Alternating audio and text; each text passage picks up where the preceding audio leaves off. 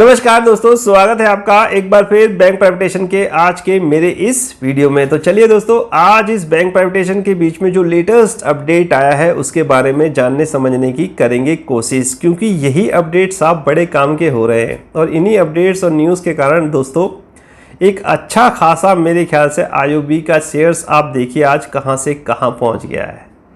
साहब, एक बैंक जो 20-22 हज़ार करोड़ की मार्केट कैप पे था आज 51,000 करोड़ की मार्केट कैप है। सेकंड नंबर पे है आज अपने देश के जो बैंक हैं, जो अगर सीरियल वाइज लिखे जाएं तो इंडियन ओवरसीज बैंक साहब सेकंड नंबर पे काबिज है। ये कैसे संभव हो पाया?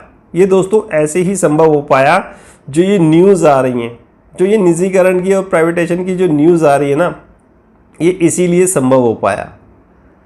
आपने देखा होगा कि हर वीडियो में मैंने आपको बताने की कोशिश करी है कि ये न्यूज़ अभी कुछ दिन और चलेंगी और जब तक इनकी आर्थिक स्थिति बहुत ज़्यादा सही हो जाएगी। अभी आईओबी में हुई है, अब साफ नंबर आएगा सेंट्रल बैंक ऑफ इंडिया का,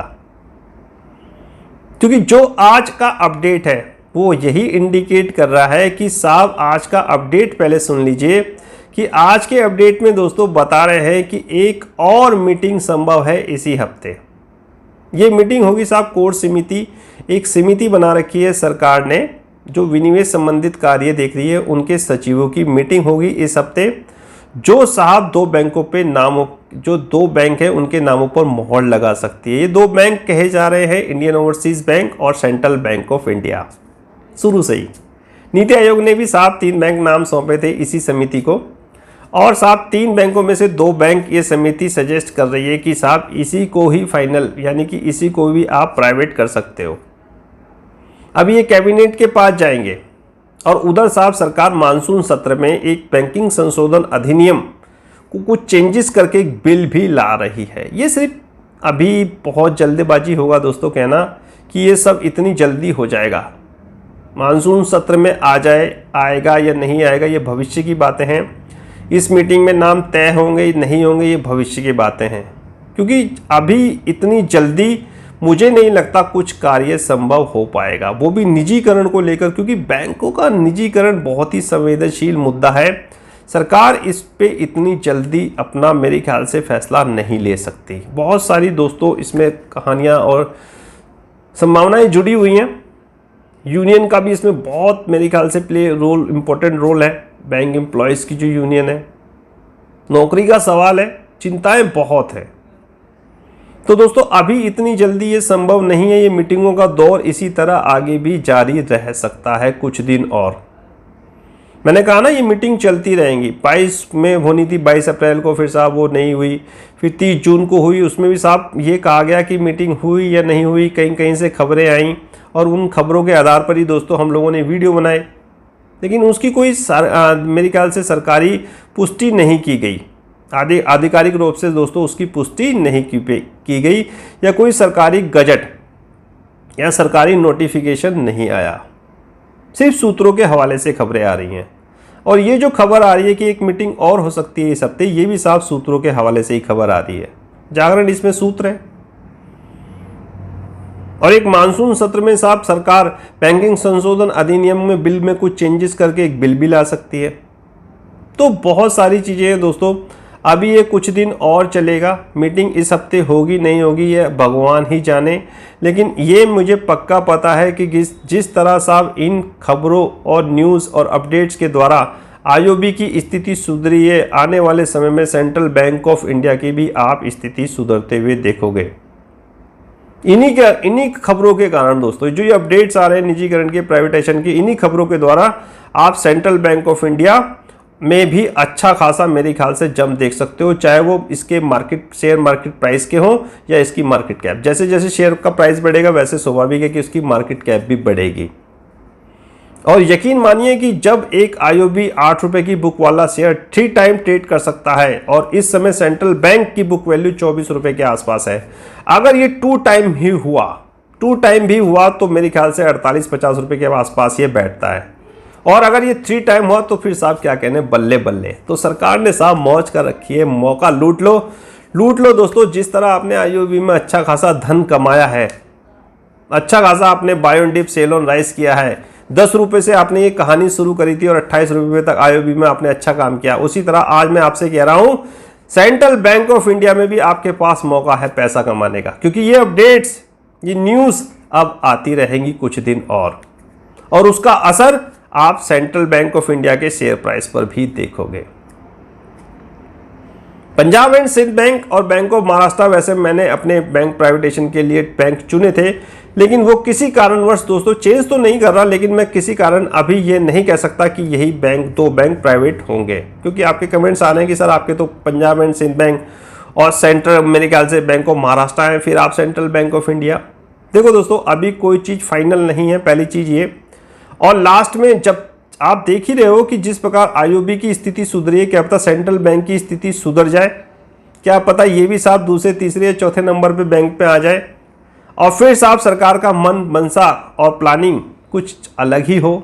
जब बैंक की इतनी आर्थिक स्थिति इतनी मजबूत होगी, 50,000 51,000 करोड़ का बैंक होगा, ये तो ऑटोमेटिकली साहब मर्ज होके और 1-2 लाख करोड़ के बैंक हो जाएंगे। मान लिया अगर आईओबी के साथ सेंट्रल बैंक को, मान लिया एक बात है एग्जाम्पल, अब ये मत कमेंट्स करना कि आईओबी को सेंट्रल बैंक के साथ मैं मर्ज करने की बात कर रहा हूं। एक बात बता रहा हूं कि आईओबी अगर सेंट्रल बैंक ऑफ इंडिया के साथ मर्ज होता है तो इनकी मार्केट कैप कितनी बढ़ जाती है, आप बात मान के देखिए। इंडियन ओवरसीज बैंक 50,000 करोड़ का मार्केट कैप है, सेंट्रल बैंक ऑफ इंडिया अगर इसी तरह चलता रहा, न्यूज आती रही, ये भी साहब 40-50 हजार करोड़ का बैंक बन गया तो साहब 1 लाख करोड़ का ये दोनों बैंक हो जाएंगे। और सरकार अगर इनको निजीकरण करती है तो अच्छा खासा मेरे ख्याल से धन भी ले सके आ सकती है, जैसी सरकार की मंशा है। और अगर इनका मर्ज कर दे तो क्या कहने साहब, और यही होगा दोस्तों, मर्ज ही होगा। मर्ज के द्वारा पहले इनकी आर्थिक स्थिति सुधारी जाएगी, 50-60 हजार करोड़ के आसपास जिस प्रकार आईओबी को लेके गए हैं, इसी प्रकार सेंट्रल बैंक ऑफ इंडिया को भी लेके जाएंगे, इसकी भी मार्केट कैप ऊपर जाएगी। और फिर साहब बाद में आपके सामने एक सरप्राइज चीज सामने आ जाए, क्या पता इनका मर्ज हो जाए। जब बैंक खुद ऑटोमेटिकली इतने मजबूत हो जाएंगे दोस्तों, तो मर्जर ही इसमें एक बेटर विकल्प आपके सामने नजर होता हुआ नजर आएगा। तो ₹24 की अगर आज की डेट में बुक वैल्यू है सेंट्रल बैंक ऑफ इंडिया की, और साहब ये न्यूज कंटिन्यूसली में आती रहती हैं, तो आप यकीन मानिए इसका टारगेट कहां होगा। तो आज मैं आपसे कह रहा हूं कि भाई बढ़ लो, सेंट्रल बैंक ऑफ इंडिया को भर लो, ये साहब सरकार ने मौज कर रखी है आपको पैसे कमाने की। तो अपडेट्स तो यही है साहब कि एक और मीटिंग हो सकती है इस हफ्ते, जागरण के हवाले से खबर है। बाकी दोस्तों आपने क्वेश्चंस कमेंट्स किया है कि सर इससे निवेशकों का ही फायदा है, सरकार का इससे क्या फायदा, जो ये रेट बढ़ रहे हैं, जो ये मार्केट कैप बढ़ रही है, इससे सरकार का क्या फायदा। देखो भैया, जब मार्केट कैप बढ़ेगी, अगर सरकार इनका निजीकरण करती है तो सरकार के पास ज़्यादा पैसा आएगा, जो अभी पॉसिबल नहीं है, एक संभावना ही व्यक्त की जा रही है। ऐसे मेरे अपने खुद के पर्सनल व्यूज़ हैं, आपका व्यूज़ चेंज हो सकता है। तो आप ये कहना चाह रहे हो कि सर अगर मान लिया इसमें गवर्नमेंट का क्या फ़ायदा है, तो गवर्नमेंट का दोस्तों यही फ़ायदा है। देखिए, गवर्नमेंट अपना माल बेच रही है, गवर्नमेंट प्रमोटर है, प्रमोटर की हिस्सेदारी कितनी है। अब जब कोई माल सरकार बेच रही है, इसके शेयर्स, बैंकों के शेयर्स पब्लिक के पास जा रहे हैं, तो पैसा तो आ रहा होगा, पब्लिक तो माल खरीद रही है, पैसे के द्वारा पैसा आ रहा है, और यही पैसा साहब बैंकों की आर्थिक स्थिति सुधारने में मदद कर रहा है। भाई पैसा आया, और ये पैसा अगर सरकार अपने पास से ना डाल के यही पैसे को बैंकों में डाले, तो क्यों ना इनकी आर्थिक स्थिति सुधर जाए। तो यही सरकार कर रही है, सरकार का मकसद ही यही है दोस्तों। सरकार का मकसद ही यही है कि ये न्यूज़ दे के कुछ दिन और टले और ये चलता रहे सिलसिला। जिस प्रकार आईओबी हुआ है, उस तरह साहब सेंट्रल बैंक ऑफ इंडिया भी हो जाए। यही तो मेरे ख्याल से एक मंशा है, सरकार की रणनीति है, प्लानिंग है।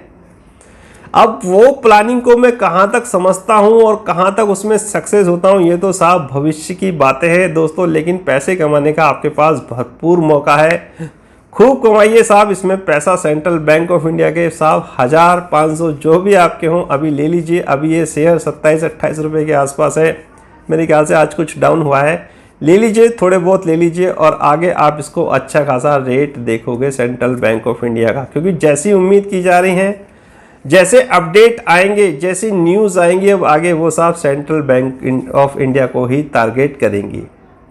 तो इन्हीं शब्दों के साथ दोस्तों आज का वीडियो मैं यहीं करता हूं समाप्त। आज्ञा दीजिए मुझे आज का वीडियो समाप्त करने की। कल फिर किसी टॉपिक पे आपके साथ होगी मुलाकात। फाइनली आपसे कहना पड़ेगा अब नमस्कार।